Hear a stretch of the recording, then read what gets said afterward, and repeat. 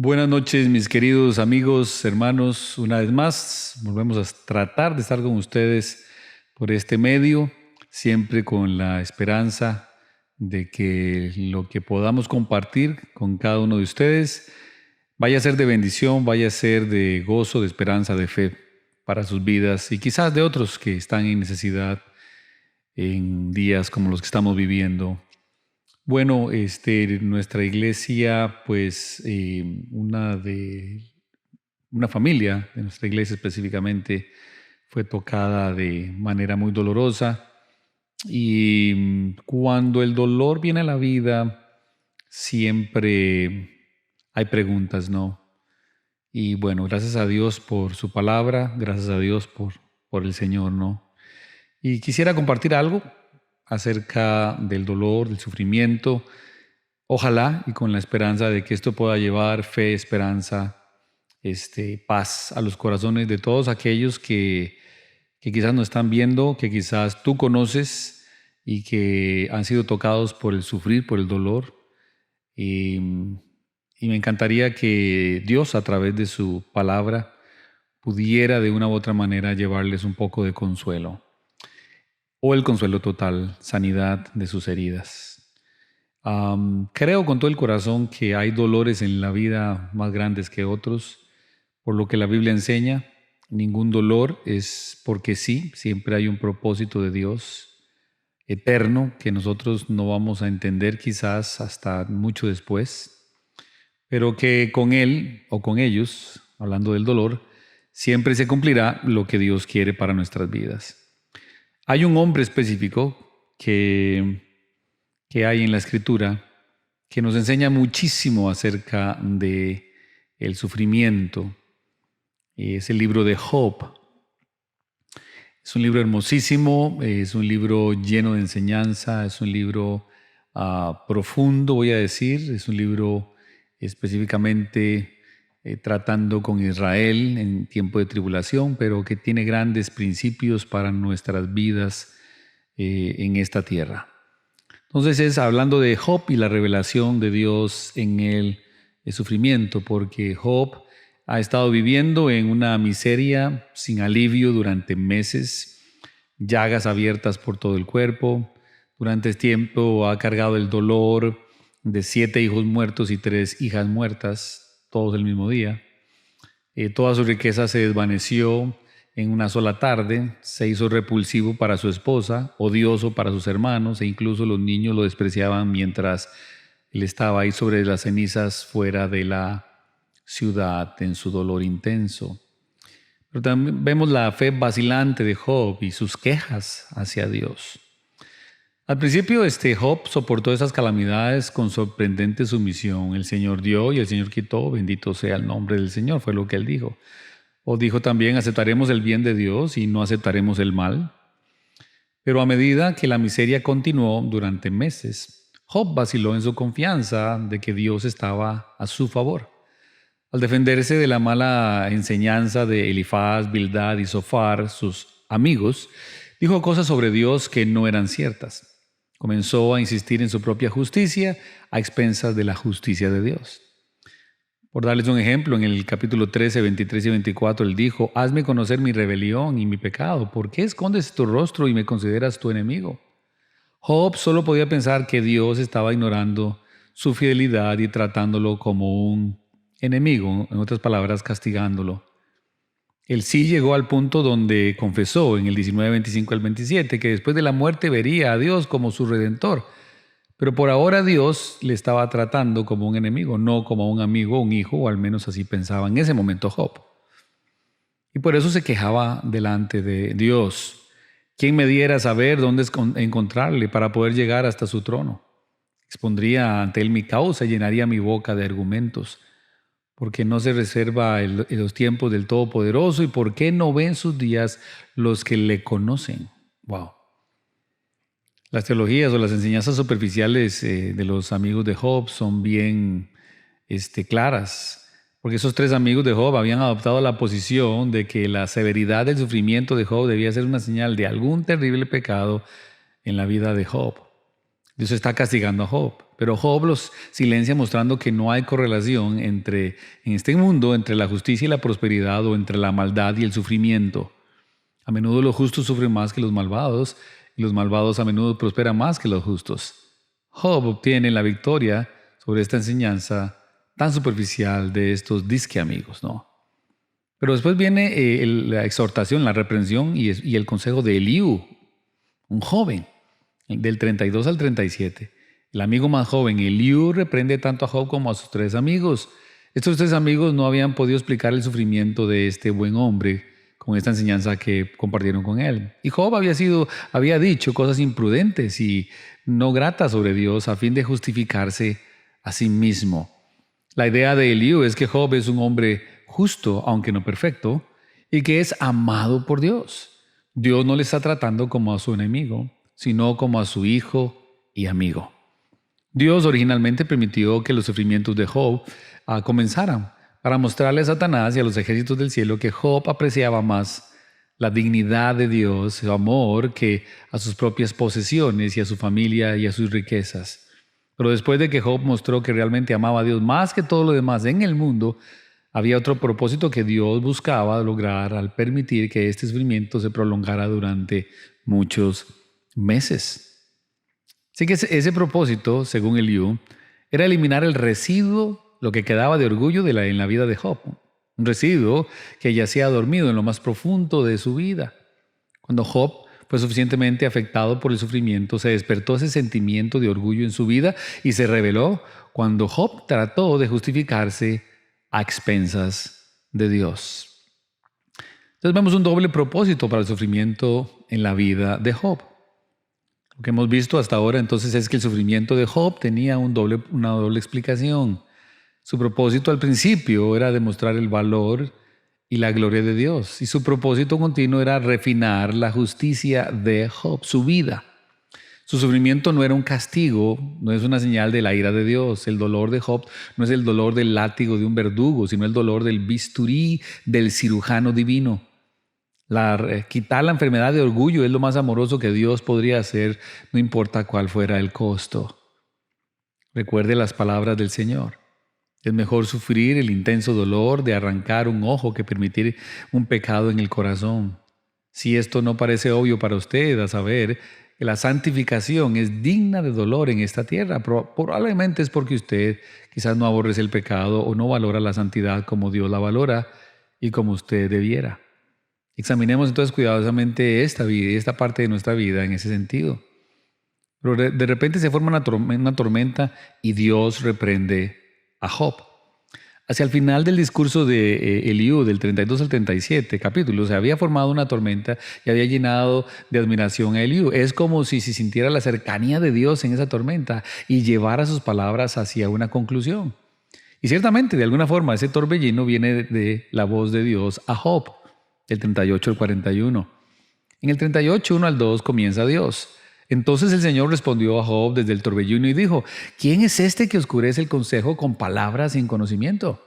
Alguien podría pensar que Dios está criticando las palabras de Eliú aquí, pero no es así. Está hablándole a Job y criticando a Job. Lo sabemos porque en el 42:3, cuando Dios está hablando con Job, Job cita esas palabras el 38:2 y las aplica a sí mismo. Dice: ¿Quién es este que oculta el consejo sin entendimiento? Esta es una cita de Dios en el 38:2 y entonces Job responde en la segunda mitad del versículo 3. Por tanto, he declarado lo que no comprendía, cosas demasiado maravillosas para mí que yo no sabía. Así que las palabras de Dios en los capítulos del 38 al 41 no son una reprensión a Eliú. En ninguna parte reprende o critica a Eliú. Eliú había tenido razón. Job escucha en silencio y acepta. Y cuando Eliú termina, Dios habla con Job y no a Eliú. Y por tanto ahora queremos saber qué más tiene que decir Dios a Job. Esto solo veamos para terminar. El juicio de Dios de Job ante Dios. 38:3 dice: Ciñe ahora tus lomos como un hombre y yo te preguntaré y tú me instruirás. Dios ya ha sido demasiado cuestionado por Job. Ahora es tiempo de que Job sea puesto a juicio. Es tiempo de que Dios sea el abogado que interroga.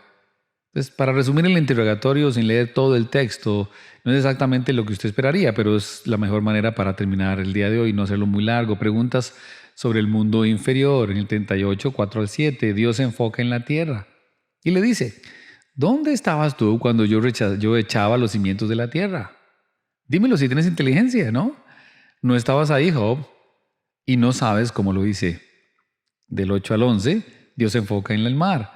¿O quién encerró con puertas el mar cuando irrumpiendo se salió de su seno, de donde estaba, de sus límites? Fui yo, Job. Yo establecí esos límites, no tú. Tú no estabas ahí y tú no sabes cómo lo hice. Del 12 al 15, Dios ahora se enfoca en el alba, amanecer. ¿Alguna vez en tu vida has mandado a la mañana y hecho conocer al alba en su lugar? No, Job, tú no lo hiciste, no puedes hacerlo, no sabes cómo hacerlo. Yo siempre lo he hecho y siempre lo haré. 38, del 16 al 18 nos dice, Dios se enfoca en las profundidades del mar y la tierra. Job ni siquiera ha estado alguna vez en el fondo del océano o alrededor del mundo y piensas que sabes lo suficiente para argumentar con Dios. Creo que son cosas que tenemos que pensar. Pregunta sobre el mundo superior. Noten todo lo que Dios hace con Job para que él entienda, llevarlo a entender qué es lo que él estaba haciendo.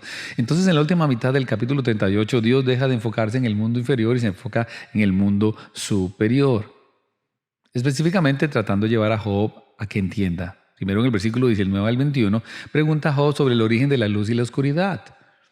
¿Dónde está el camino a la morada de la luz y la oscuridad? ¿Dónde está su lugar? Job, tú no sabes dónde está, no sabes cómo llegar allá, pero yo sí lo sé, porque yo fui el que le hice la luz. Entonces los versículos del 22 al 30, Dios le pregunta sobre la nieve, nieve, el granizo y sobre la lluvia y sobre las heladas. ¿Sabes algo sobre cómo almacenar granizo para el día de la guerra? ¿Sabrías cómo dividir el cielo para hacer que llueva en una tierra donde no hay hombre alguno? Oh, levanta tus ojos incluso más, Job. Del versículo 31 al 33. Y miran las constelaciones, las Pléyades, Orión, Mazarot, la Osa, todas tienen nombre porque Dios tiene un nombre para todas. ¿Conoces tú las ordenanzas de los cielos? ¿O fijas su dominio en la tierra? Si no, entonces regresa abajo y hablaremos de nuevo sobre la lluvia. Versículo 34 y 38. ¿Puedes hacer llover? ¿Sabes cómo enviar el relámpago para que venga y diga, aquí estamos? ¿Puedes contar las nubes con tu sabiduría? ¿O es que mis pasatiempos terrenales se extienden demasiado en tu mente? Así que sea que nos enfoquemos en la tierra o en el mar, o en el amanecer, o en el granizo, o en las constelaciones, o en la lluvia, el resultado es que Job es ignorante e impotente. Él no sabe de dónde vienen, no sabe cómo hacerlas funcionar. Está definitivamente rodeado de misterios por encima, por debajo. Y también nosotros, porque los avances científicos de los últimos 200 años o más son como cubos de agua salada, sacados del océano de la sabiduría de Dios y arrojados en un hueco de la arena mientras sube la marea. Dios no está impresionado por esto y nosotros deberíamos sentirnos maravillados con nuestra ignorancia y no impresionados con lo que hoy es la ciencia. Y Dios le sigue haciendo preguntas sobre en este caso, los animales.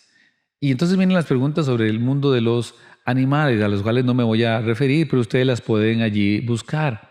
Son todas estas, dice, piensa en eso, Job, cuando un hombre ve una obra de Dios como tu sufrimiento, ¿puede ver él su relación con 10,000 otras realidades en el mundo, como yo? Si no, ¿cómo te atreverás a juzgar mi sabiduría? Considera el asno salvaje. ¿Quién dejó en libertad al asno montés? ¿Piensas que hay criaturas salvajes e impredecibles en el mundo, Job? Adivina qué, yo las liberé. Les di el desierto para que corrieran y las montañas para que pastaran. Son la obra de mis manos. Todo está en orden y tú no tienes nada que ver con ello. Y sigue allí con varios animales. ¡Wow! Finalmente en Job del 39 dice, ¿acaso por tu sabiduría se eleva el gavilán extendiendo sus alas hacia el sur? ¿Acaso en tu mandato se remonta el águila y hace en las alturas un nido? No. Sea que consideres la presa de los leones, el nacimiento de las cabras, la libertad del asno, la insubordinación del búfalo, la necedad del avestruz, el poder del caballo de guerra o el vuelo del gavilán, el águila. Job es ignorante y es un impotente. Él no los hizo, él no sabe cómo controlarlos, no puede ver qué están haciendo. Y sin embargo, este Job ignorante presumía de cuestionando a Dios en sus caminos. Entonces Dios hace una pausa y ahora deja que Job responda. Y en el comienzo del capítulo 40 Dios hace una pausa en su interrogatorio para darle una oportunidad a Job para que responda. Y el Señor dijo a Job: ¿podrá el que censura contender con el Todopoderoso? El que reprende a Dios responda a esto. Entonces Job respondió al Señor y dijo: he aquí, yo soy insignificante. ¿Qué puedo yo responderte? Mi mano pongo sobre la boca. Una vez he hablado y no responderé, aún 2 veces y no voy a añadir más. Así que Job está comprendiendo el mensaje. Una criatura finita que no tiene sabiduría para hacer funcionar el mundo ni nada que lo rodea, y es definitivamente ignorante en el 99.9999% de este proceso. Nada puede instruir a su hacedor y gobernador de cómo hacer funcionar el mundo, ni siquiera para condenar a Dios por el modo en que Él lo hace funcionar. Y Job continúa con su argumento, y Dios presiona aún más su argumento contra Job en el 40 del 6 a 9. Ciñe ahora tus lomos como un hombre, yo te preguntaré y tú me instruirás. ¿Anularás realmente mi juicio? ¿Me condenarás para justificarte tú? ¿Acaso tienes tú un brazo como el de Dios y truenas con una voz como la suya? ¿Son correctos los caminos de Dios simplemente porque Él es Dios Todopoderoso? Sí, Él es correcto. ¿Se supone que desconozcamos su derecho en lo que Él tiene su poder? Sí. ¿Acaso algo es correcto y bueno solo porque Dios lo hace? Pienso que la respuesta es sí y no. Por un lado, no hay realidad mayor que Dios con la que podamos juzgar las acciones de Dios. Él no sería Dios si se sometiera a algo fuera de sí mismo. Pero por otro lado, cuando decimos la oración Dios es bueno o Dios siempre hace lo correcto, Dios quiere que digamos más simplemente Dios es Dios. Quiere que veamos su poder. No es solamente decir Dios es bueno, sino que Dios es Dios. Dios no es un Dios caprichoso o arbitrario, no es un Dios irracional. Sin embargo, es correcto. Por el contrario, Él quiere que veamos que su poder está inundado siempre con propósitos. Y aquí es cuando terminamos. Todo sufrimiento, todo dolor, siempre trae un propósito. Y Dios anima a Job y lo reta a unirse a este poder santo y lleno de propósitos. Dios quiere que Job entienda que él puede ser parte del propósito de Dios y ser parte del poder de Dios para algo. Y Dios quiere que su soberbia sea sacada, que su orgullo sea sacado, que su falsa humildad se vea y que ahora pueda entender quién es Él realmente versus quién es Dios, y que solo Él puede salvar, solo Él sustenta la vida, solo Él sustenta al mundo. ¿Sí? Es fácil decir yo reconozco a Dios, pero es difícil cuando lo estamos experimentando en la forma de dolor. Entonces, ¿podremos nosotros como criaturas finitas realmente cuestionar a Dios? Cada vez que cuestionamos a Dios siempre hay simplemente residuos de orgullo en nuestra vida y no hemos comprendido quién es Dios. Dios es Dios y Él es un Dios que ama y que siempre sus caminos son buenos. La bondad de Dios es simplemente esta, que Él exalta su gloria cuando abate al soberbio y deleita al humilde en su poder y en su excelencia. Entonces Job lo que hizo fue someterse y adorar al Señor. El poder de Dios siempre hace lo correcto. Así que deja de condenar mis caminos, Job. En primer lugar, hay cualquier cantidad de aspectos en los que podemos decir que nosotros nunca podríamos hacer nada de cómo funciona el mundo, pero Dios sí los conoce perfectamente. Dios sí lo sabe hacer. Dios es un Dios justo. No puedes conocer todo lo que tiene que hacerse, pero tienes que aprender a que Dios se goza en hacer el bien. Dios mostró su poder, no es un poder arbitrario, sino que está lleno de propósitos, y su propósito es sostener la gloria de Dios y que los soberbios sean llevados a la humildad y bendecir a los humildes. Por tanto, Job no debería presumir y acusar a Dios de ser arbitrario, caprichoso o irracional, sino adorar al Señor, que fue lo que Él hizo. Y esto fue lo que Él hizo exactamente. Entonces Job respondió al Señor y dijo: yo sé que tú puedes hacer todas las cosas y que ningún propósito tuyo puede ser estorbado. Se somete a la soberanía de Dios absoluta. Le dice a Dios que Dios puede hacer lo que le plazca y que no está limitado por algo fuera de sí mismo. Cita a Dios y luego da su respuesta. ¿Quién es este que oculta el consejo sin entendimiento? Por tanto, he declarado lo que no comprendía, cosas maravillosas para mí que yo no sabía. Se somete a la sabiduría infinita superior de Dios y su conocimiento. Job reconoce que ha hablado sobre cosas que él ignora. Y por último, nuevamente cita a Dios y entonces da su propia respuesta. Él dice, escucha ahora y hablaré, te preguntaré y tú me instruirás. He sabido de ti solo de oídas, pero ahora mis ojos te ven. Por eso me retracto y me arrepiento en polvo y cenizas. Aprende entonces a través del sufrimiento, porque no sabemos cuándo llegará y de forma muy dura. Primero, crea en tu corazón, con todo tu corazón, en la soberanía absoluta de Dios. Cree en que Dios está en control. Ora para que Dios te dé esa convicción. Número 2, crea en tu corazón, con todo tu corazón que todo lo que Él hace es correcto y bueno. Tienes que orar para que Dios te dé esa certeza. Arrepiéntete por todas las veces que has cuestionado a Dios o encontrado falta en el poder o en el modo en que Dios ha tratado o ha hecho que las cosas sucedan. Ora a que Dios te dé humildad. Y por último, tienes que aprender a sentirse satisfecho con la santa voluntad de Dios y sin murmurar. Según el gran hombre Jorge Müller de Bristol, Inglaterra, en el día del Señor, dice el 6 de febrero de 1870, su esposa María murió de fiebre reumática. Habían estado casados por 39 años con 4 meses. El Señor le dio la fortaleza aún a este hombre para predicar en el servicio memorial de su esposa. Y dijo estas palabras: la extraño en innumerables modos y aún la extrañaré más y más, pero como hijo de Dios y como siervo del Señor Jesús, me inclino.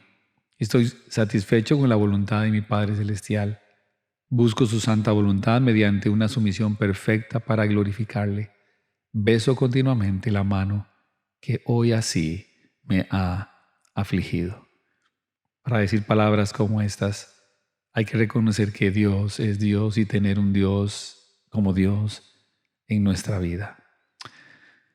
Espero que estas palabras algún día, porque a todos nos va a tocar sufrir de una u otra manera, te puedan llevar a pensar y que haya consuelo y paz, fortaleza en medio de esto. Y que sea lo que sea que suceda en tu vida, recuerda que hay propósitos eternos, los cuales es que Dios sea glorificado por medio de ti, por medio de tu reacción, por medio de tus palabras, en cualquiera que sea la situación en que vayas a estar sufriendo.